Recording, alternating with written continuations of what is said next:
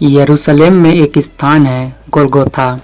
आप सब जानते हैं कि इसी गोलगोथा पर यीशु को सूली पर चढ़ाया गया था। इस बारे में मत्ती, मार्कुस, लूकस और योहन रचित सुसमाचार में बताया गया है कि यीशु को गोलगोथा पर सूली पर चढ़ाया गया था। गोलगोथा एक इब्रानी शब्द है और इसी शब्द द्वारा उस स्थान का नामकरण किया गया है। लेकिन इस स्थान का वर्णन बाइबल में खोपड़ी की जगह नाम से किया गया है। लेकिन इसे खोपड़ी की जगह क्यों कहा गया है? क्या इस पहाड़ी के आकार की वजह से? क्योंकि यह पहाड़ी देखने में किसी इंसान की खोपड़ी की तरह दिखाई देती है, इसलिए आज के इस वीडियो में हम गोलगोथा पहाड़ी और उसके रहस्यों के बारे में बात करेंगे कि इस पहाड़ी को खोपड़ी की जगह क्यों कहा गया है। गोलगोथा को कलवारी नाम से भी जाना जाता है। इसका मतलब भी खोपड़ी की जगह ही होता है। लेकिन सवाल फिर खड़ा होता है, किसकी खोपड़ी? यहूदियों में अजीब सी प्रथा दिखाई देती है अपने मृतक पूर्वजों के अवशेषों को लेकर। जितने भी प्राचीन यहूदी थे सब अपनी भूमि जिसे परमेश्वर ने उन्हें दी थी, मरने के बाद वहीं दफन होने की चाहत रखते थे। उत्पत्ति ग्रंथ अध्याय 47 वचन 29 से 30 में ऐसा लिखा है, जब इज़राइल यानी याकूब के मरने का समय निकट आया तो उसने अपने पुत्र यूसुफ को बुलवाकर उससे कहा, यदि तुम्हारे हृदय में मेरे लिए स्थान है तो मेरी जांघ के नीचे अपना हाथ रखकर शपथ खाओ कि तुम मेरे प्रति ईमानदार और सच्चे बने रहोगे। तुम मुझे मिस्र में नहीं दफनाना। जब मैं अपने पूर्वजों की तरह मर जाऊं तो मुझे मिस्र से ले जाकर उन्हीं के समाधि स्थान में दफनाना। और जब मूसा के समय इजरायली मिस्र की गुलामी से आज़ाद हो रहे थे, तब मूसा अपने साथ यूसुफ का शव भी ले गए। इस बारे में निर्गमन ग्रंथ के अध्याय 13 वचन 19 में लिखा गया है, क्योंकि याकूब की तरह यूसुफ ने भी इजरायलियों को, जो उनके वंशज थे, उन्हें शपथ दिलाई थी कि जब तुम अपनी भूमि पर लौटोगे तब मेरा शव साथ लेकर जाना और उसे हमारे पूर्वजों की समाधि स्थान में ही दफनाना।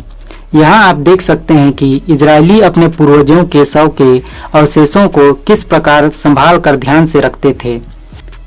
लेकिन क्या जब इतने महान लोगों के शवों का अवशेष इतना संभाल कर रखा गया, तब क्या पहले मनुष्य आदम के शव के अवशेषों को इन्होंने नहीं संभाल कर रखा होगा?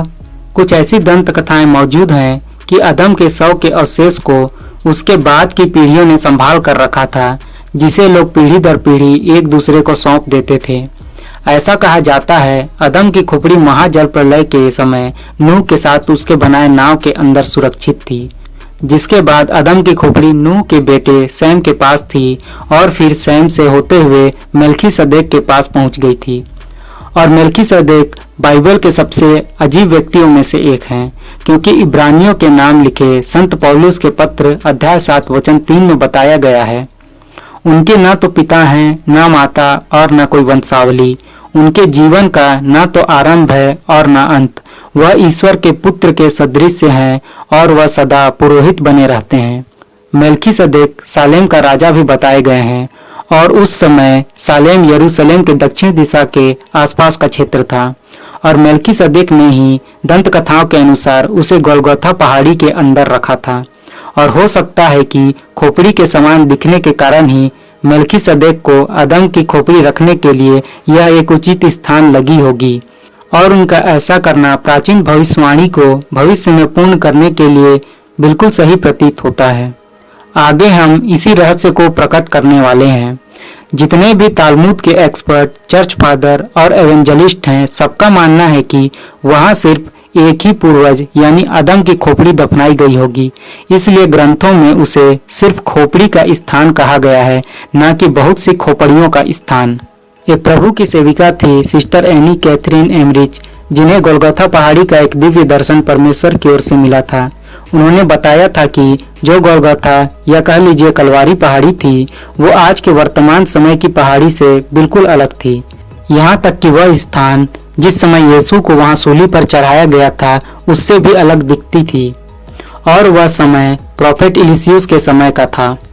इस दिव्य दर्शन के अनुसार प्रोफेट इलिसियुस उसी स्थान पर खड़े थे और उन्होंने वहां से एक खोपड़ी उठाई और जो स्वर्गदूत उनके बगल में खड़ा था उसने प्रोफेट इल्यूसियस से कहा कि यह आदम की खोपड़ी है और यह जानने के बाद प्रोफेट इल्यूसियस उसे वहां से ले जाना चाहते थे, मगर उनके साथ खड़े स्वर्गदूत ने उन्हें ऐसा करने से मना कर दिया। आखिर क्यों? क्योंकि मनुष्य की मुक्ति के लिए आदम जो प्रथम मनुष्य था उसकी खोपड़ी का वहां होना आवश्यक था। बाइबल से जुड़ा हुआ दिव्य दर्शन यूं ही नहीं होता, इसका कुछ मकसद होता है। अब जो मैं आपको आगे बताने वाला हूँ उसे ध्यान से समझने का प्रयास करिएगा कि क्या वाकई में ही गोलगोथा पर आदम की खोपड़ी रखी गई थी, और अगर रखी गई थी तो ऐसा करने की वजह क्या थी। रोमियो के नाम लिखे पत्र में संत पौलुस अध्याय 5 वचन 12 में कहते हैं, एक ही मनुष्य द्वारा संसार में पाप का प्रवेश हुआ और पाप द्वारा मृत्यु का। इस प्रकार मृत्यु सब मनुष्यों में फैल गई क्योंकि हम सबका संबंध आदम से है। वो मृत्यु के भागीदार हुए, इसलिए संपूर्ण मानव जाति मृत्यु की शिकार बनी।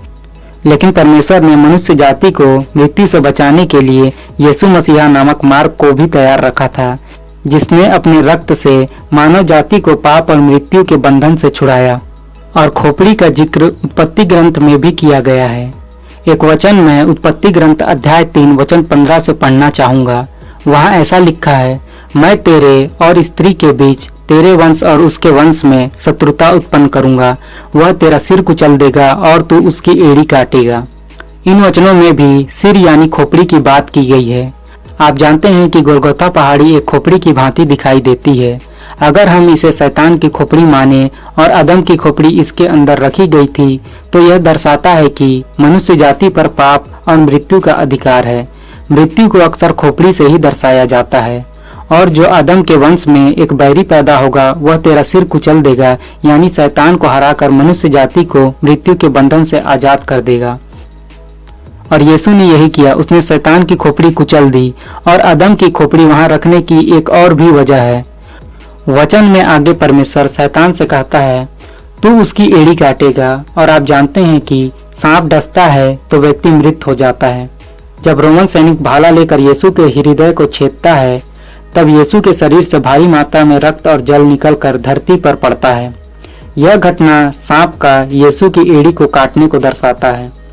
और यीशु का हृदय छेदन से जब भारी मात्रा में रक्त निकलता है, तब वह एक दरार से बहता हुआ प्रथम मनुष्य आदम की खोपड़ी में पड़ता है और संपूर्ण मानव जाति को शुद्ध कर देता है। शायद इसलिए ही आदम की खोपड़ी इसी उद्देश्य से वहां रखी गई होगी। इसलिए बाइबल में बार बार कहा गया है कि यीशु के रक्त से हम पाप से मुक्त हुए। इस प्रकार प्रथम मनुष्य के द्वारा वर्जित फल खाने की वजह से सब पाप के भागीदार होकर मृत्यु के अधीन हो गए। उसी प्रकार यीशु का रक्त जब प्रथम मनुष्य आदम की खोपड़ी पर पड़ा, तब संपूर्ण मानव जाति के ऊपर से मृत्यु समाप्त हो गई, क्योंकि प्रथम मनुष्य आदम के द्वारा पाप और मृत्यु आई थी और मानव पुत्र के द्वारा मृत्यु पर विजय और पाप क्षमा प्राप्त हुई। जैसे ही यीशु ने लूकस रचित सुसमाचार के अध्याय 23 वचन 46 के अनुसार कहा, ईसा ने ऊंचे स्वर से पुकार कर कहा, पिता, मैं अपनी आत्मा को तेरे हाथों में सौंपता हूँ। और उसी समय पृथ्वी कांप उठी थी और चट्टानें फट गई थीं। तभी गोलगोथा पहाड़ी जो शैतान का प्रतीक था, उसमें भी दरार पड़ा, जो यह दर्शाता है कि मृत्यु की मृत्यु या अंत हो चुका है। और इसी दरार से रक्त आदम की खोपड़ी पर पड़ा। स्क्रीन पर आप इस दरार को देख सकते हैं। इस प्रकार आप गोलगोथा या कलवारी पहाड़ के रहस्य को जान चुके हैं।